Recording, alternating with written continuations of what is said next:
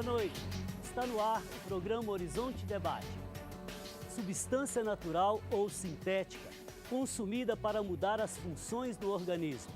Esta é a definição de droga, que engloba desde um remedinho para dor de cabeça até as drogas ilícitas, como a maconha, a cocaína, o êxtase ou o crack. No Horizonte Debate de hoje, vamos mostrar como essas drogas, entorpecentes e ilegais, podem causar grandes prejuízos e o que se faz para combater e prevenir o uso dessas substâncias. O Horizonte Debate está só começando.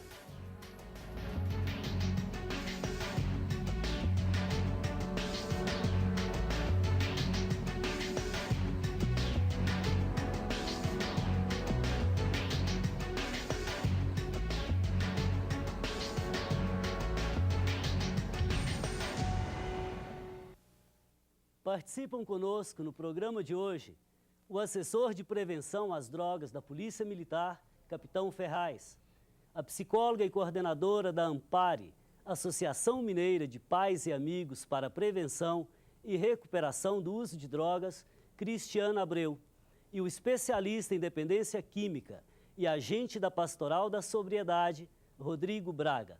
E claro, você também é nosso convidado. Aqui você nos ajuda a fazer o programa. Passa o e-mail para nós, horizontedebate@tvhorizonte.com.br. Melhor ainda, ligue para 3209-0115. Prezados convidados, sejam bem-vindos ao Horizonte Debate para tratarmos hoje de um tema tão atual, não é um tema localizado. O problema das drogas hoje é um problema, digamos, internacional. E é um problema que envolve todas as classes sociais, todas as culturas. Eu gostaria de começar com a Cristiana. Como que uma pessoa começa a usar drogas? Quais são as causas geradoras da dependência do uso de drogas? Como você mesmo disse, né, as causas. Não existe uma única causa na saúde mental. São várias causas que podem levar uma pessoa ao uso, abuso e, consequentemente, se tornar dependente. Uma delas é a dificuldade que a pessoa, às vezes, tem consigo mesmo, de autoaceitação, de autoconhecimento, às vezes uma timidez extrema, dificuldade consigo, com a família, ou às vezes de fazer laços sociais com amigos. Então, são várias questões que possam acontecer. Se torna um refúgio. Nesse sentido, a droga entra como uma saída, né? Só que uma saída disfuncional, doente, que em vez de ajudar, prejudica essa pessoa. Então, são questões emocionais em que a pessoa não consegue lidar e aí buscam uma saída ao invés de pedir uma ajuda, seja para a própria família ou para qualquer outra pessoa. Agora, existe também a influência digamos, dos colegas, dos amigos, não é verdade? Na verdade, quando você pergunta para um dependente ou um abusador o que levou ele a experimentar aquela droga, sempre no primeiro momento ele coloca que foi a curiosidade. Mas com o tratamento, quando ele vai se aprofundando no seu tratamento, ele vai percebendo que antes da curiosidade já existiam algumas dificuldades dele consigo mesmo ou com a família que o incomodava e por isso levou a ter a curiosidade em relação a algum tipo de droga. Correto. Capitão Ferraz, diante das várias causas que podem levar uma pessoa ao uso de drogas, o senhor acha que ainda hoje há muita falta de informação no que diz respeito às drogas? Ou a sociedade está bem informada? Um dos fatores elencado pela Organização Mundial da Saúde, não somente na questão da oferta, a questão da ausência de orientação familiar, mas a gente percebe que a falta de comunicação, a falta de orientação, mas aquelas orientações com propriedade, com conhecimento, elas contribuem de alguma maneira a buscar essa curiosidade, talvez, a buscar uma falta de referência dentro do seu lar, dentro da família, e isso impacta, sim, nessa questão do fenômeno do consumo.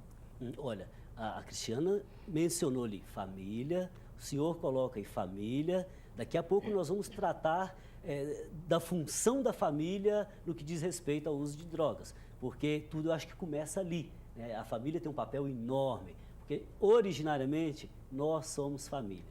Mas eu queria passar a palavra antes para o Rodrigo. Rodrigo, o que caracteriza uma dependência química?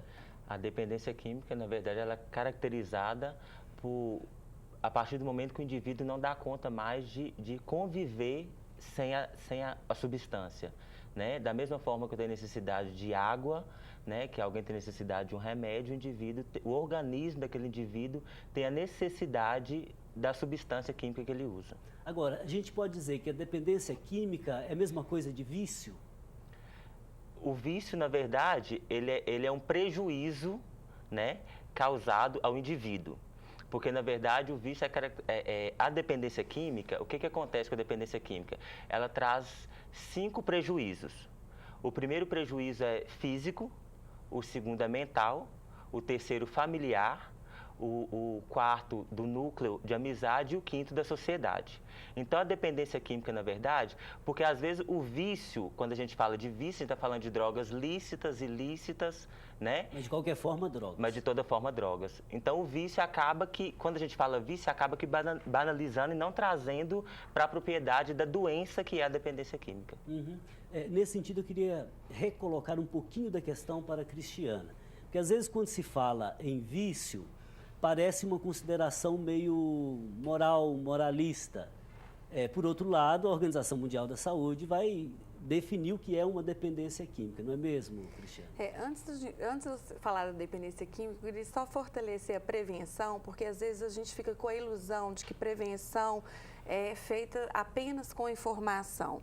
Informação, eu acredito que seja muito importante, mas às vezes a criança ou adolescente está dando outros indícios de outras dificuldades e que é muito importante que a família tenha esse olhar, esse cuidado para ajudar aquele filho ou aquele familiar, né, com essas questões emocionais, porque, na verdade, quem vai abusar e se tornar um dependente químico é aquela pessoa que está oca do desenvolvimento emocional, é aquela pessoa que não tem uma consistência realmente emocional, que aí é o que a gente coloca da dependência. A pessoa que se torna dependente químico é aquela pessoa que está oca com o desenvolvimento emocional dela, e aí a chance dela se tornar dependente químico ou viciada, né, muito maior do que uma outra pessoa que tem uma consistência emocional e faz o experimentar ou, às vezes, esporadicamente, até um abuso e não se torna dependente. Agora, nesse sentido que você está refletindo,